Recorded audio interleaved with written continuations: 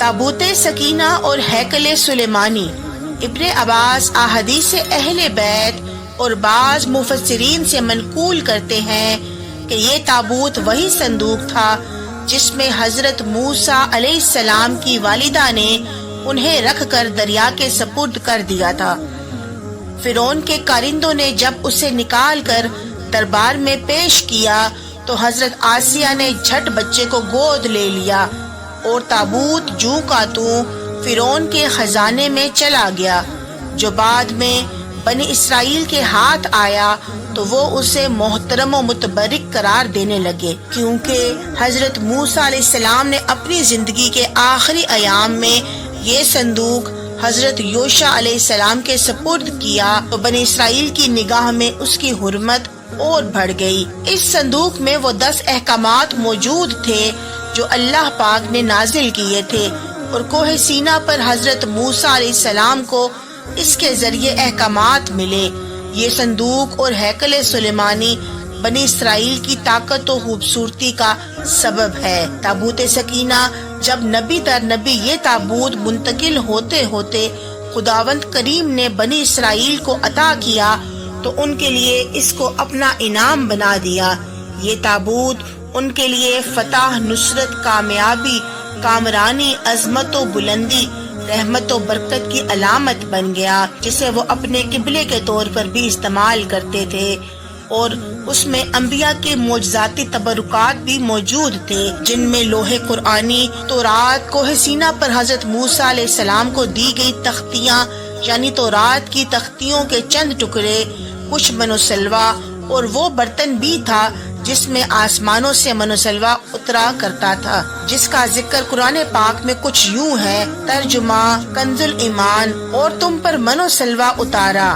ہر دور میں مسلمان، عیسائی اور یہودی ایک دوسرے کے مخالف رہے ہیں، مگر ایک نقطہ جس پر تینوں مذاہب متفق ہیں وہ ہے تابوت سکینہ۔ یہ ایک معجزاتی و کراماتی تابوت ہے جس کے وجود کا اعلان خود خداوند کریم اپنے کلام بلاغت میں سورہ بقرہ میں فرما رہا ہے، اور اسے مومنوں کے دل کا سکون قرار دے رہا ہے، اور آدم سے خاتم النبیین تک تمام انبیاء کی میراث رہنے کے سبب اس میں تمام انبیاء کے تبرکات موجود ہیں، جس کی وجہ سے اس کی عظیمت و حرمت بھی بہت زیادہ ہے۔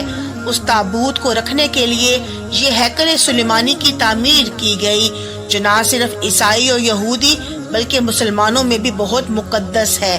بنی اسرائیل کے لیے اس کی اہمیت اور بھی کچھ زیادہ ہے، کیونکہ یہ تابوت ان کی عظمت، فتح و کامرانی کی علامت تھا۔ اس لیے آج بھی بہت سارے ماہر آثار قدیمہ اور خصوصاً یہودی مذہب سے تعلق رکھنے والے ماہر اس کی تلاش میں سرکردہ ہیں، تاکہ اس کو ڈھونڈ کر وہ اپنی اسی روحانیت کو واپس پا سکیں جو کبھی ان کو عطا کی گئی تھی۔ آج دور حاضر میں پوری دنیا کے مختلف ممالک اس کو ڈھونڈنے، ملنے اور اپنے پاس ہونے کا دعویٰ کرتے ہیں، جبکہ احادیث کے مطابق یہ ترکی کے کسی غار میں موجود ہے، اور امام مہدی آ کر اسے نکالیں گے، اور دنیا میں 400 انصاف کا بول بالا ہوگا۔ اسے تابوت اس لیے کہتے ہیں کہ جو چیز اس میں سے نکالی جاتی تھی وہ پھر واپس اسی میں چلی آتی تھی۔ دراصل تابوت عربی اور عبرانی زبان کا لفظ ہے جس کے معنی صندوق کے ہیں۔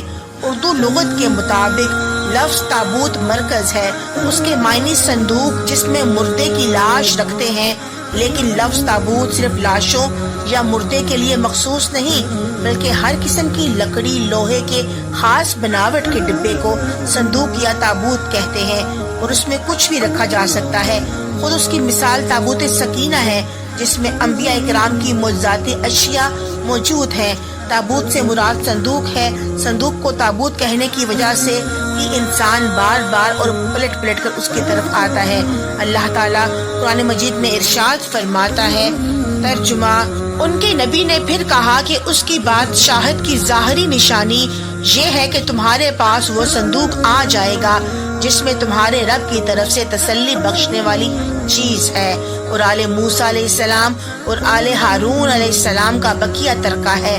فرشتے اسے اٹھا کر لائیں گے، یقیناً اس میں تمہارے لیے کھلی نشانیاں ہیں اگر تم ایمان والے ہو۔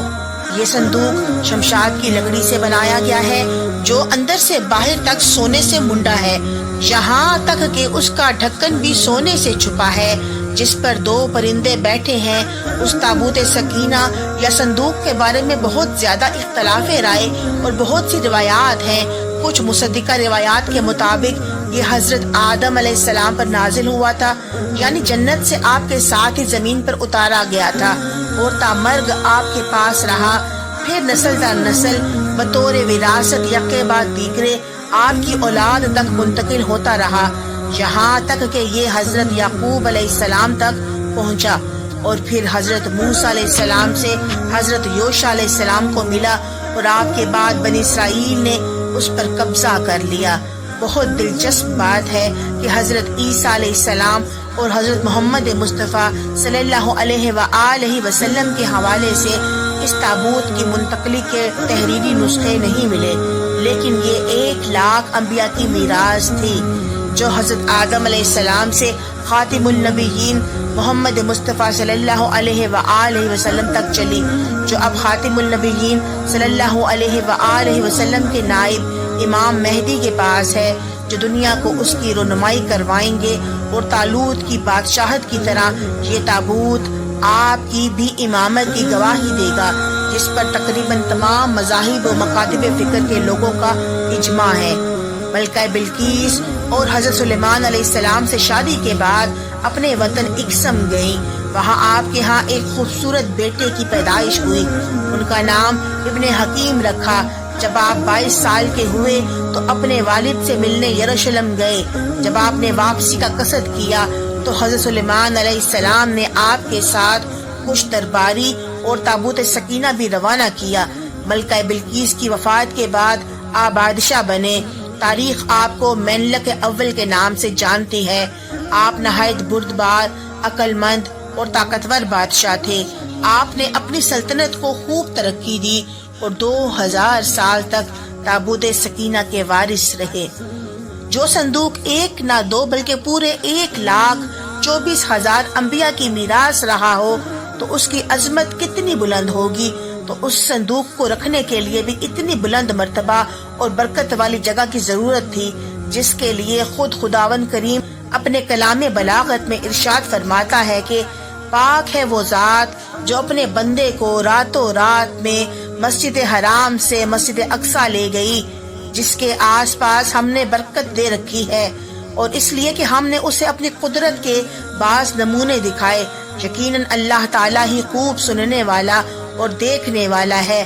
جیسا کہ خداوند کریم نے اس زمین کو برکت والا کہا تو ثابت بھی کر دیا کہ اس زمین کو انبیاء کی سرزمین کا نام دے دیا، اور اس جگہ کو انبیاء کی پیدائش گاہ بنا دیا، جن میں حضرت یعقوب علیہ السلام، حضرت یوسف علیہ السلام، حضرت داؤد علیہ السلام، حضرت سلیمان علیہ السلام، حضرت یحییٰ علیہ السلام، حضرت موسیٰ علیہ السلام، حضرت عیسیٰ علیہ السلام اور دیگر انبیاء اس پاک سرزمین میں پیدا ہوئے یا باہر سے آ کر آباد ہوئے۔ اس زمین میں انگنت انبیاء کے مدفن بھی ہیں۔ یہ مقام فلسطین ہے جو موجودہ اسرائیل کہلاتا ہے۔ حضرت یعقوب علیہ السلام نے حکم خداوندی کے مطابق مسجد بیت المقدس، مسجد اقصی کی بنیاد ڈالی، اسی وجہ سے بیت المقدس آباد ہوا۔ آپ کا نام اسرائیل علیہ السلام بھی تھا۔ آپ کی ہی اولاد بنی اسرائیل کہلاتی ہے۔ حضرت موسیٰ علیہ السلام نے برسوں صحرائے سینا میں پھرنے کے بعد اپنی قوم کے لیے ایک عبادت کا خیمہ بنایا۔ یہ 45 فٹ لمبا، 5 فٹ چوڑا اور 15 فٹ اونچا تھا۔ اس میں قیام عبادت، اوت سوز اور تابوت سکینہ کی جگہ تھی۔ حضرت جالوت کے دور تک یہود خیمے کا رخ کر کے عبادت کرتے جیسے یہ ان کا قبلہ ہو۔ حضرت داؤد علیہ السلام کا دور حکومت 33 سال تھا۔ آپ نے خیمہ عبادت کو بیت المقدس میں کوہ سیون میں ایک جگہ مستقل طور پر نصب کر دیا۔ اس جگہ کا نام بیت ایل یعنی اللہ کا گھر پڑ گیا۔ اسی مقام پر خداوند کریم حضرت داؤد علیہ السلام سے ہم کلام ہوا۔ اس جگہ کا نام حضرت داؤد علیہ السلام نے ہیبرون رکھا تھا۔ حضرت سلیمان علیہ السلام کا دور 39 سال آپ نے اس خیمہ عبادت کی جگہ ہیکل کی مستقل عمارت بنوائی جس میں آپ نے جنات کی مدد لی اور اس میں قیمتی پتھروں کو ترشوا کر لگوایا جن میں یاقوت، زمرد اور سونے چاندی کی تختیوں کی دیواریں جن میں اعلیٰ درجے کے موتی لگے، فیروزے کا فرش، یاقوت کے ستون اور جواہرات کی جڑاؤ چھت تھی جن کی چمک اور روشنی اس قدر تھی کہ رات میں بھی روشنی کی ضرورت نہ پڑتی تھی۔ ایک مخصوص کمرہ تابوت سکینہ کے لیے وقف ہوا جس کا نام قدس رکھا۔ یہ عمارت 20 سال میں مکمل ہوئی، مگر حضرت سلیمان علیہ السلام کو تعمیر کے آخری مراحل میں بشارت خداوندی ہوئی کہ آپ کی زندگی کے دن تمام ہو گئے ہیں، تو آپ نے جنات سے اپنے لیے ایک شیشے کا کمرہ بنوایا اور اس میں جا کر اپنی لاٹھی کے سہارے کھڑے ہو گئے تاکہ موت کے سبب آپ کا جسم زمین بوس نہ ہو اور جنات آپ کو زندہ جان کر تعمیر مکمل کرتے رہیں۔ قرآن پاک میں اللہ کریم اس کے بارے میں یوں فرماتا ہے کہ جب ہیکل سلیمانی کی تعمیر جنات نے مکمل کر لی تو اللہ کے حکم سے جس لاٹھی کے سہارے حضرت سلیمان علیہ السلام کھڑے تھے اسے دیمک نے کھا کر کھوکھلا کر دیا اور وہ آپ کا بوجھ نہ سہار سکی، اور آپ جو موت واقع ہونے کے باوجود بھی اس کے سہارے کھڑے تھے گر گئے، جس سے جنات اور دیگر مخلوقات کو آپ کی موت کا علم ہوا۔